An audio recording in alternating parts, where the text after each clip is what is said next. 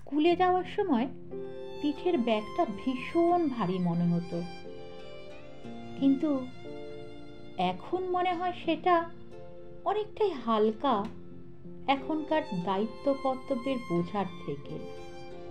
তখন স্কুলে যাওয়ার সময় মাকে বলতাম, বাবাকে বলতাম, তোমরা একটু নাও না ব্যাগটা, এত ভারী আমি তো বইতে পারছি না।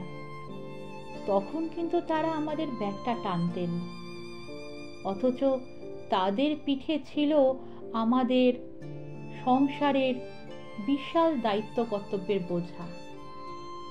আর এখন মনে হয় সত্যি সেই বোঝা যেন আমাদের পিঠে আমাদের স্কুল ব্যাগের থেকে অনেক বেশি ভারী। এর থেকে তো স্কুল ব্যাগটা অনেক বেশি হালকা ছিল। কি ভালো দিনগুলো ছিল না? স্কুলে যাওয়া, বন্ধুদের সঙ্গে আড্ডা দেওয়া, কোচিংয়ে যাওয়া, সবাই মিলে একসাথে পড়াশোনা করা। তখন মনে হতো তোর পড়াশুনোটা না হলেই ভালো হতো।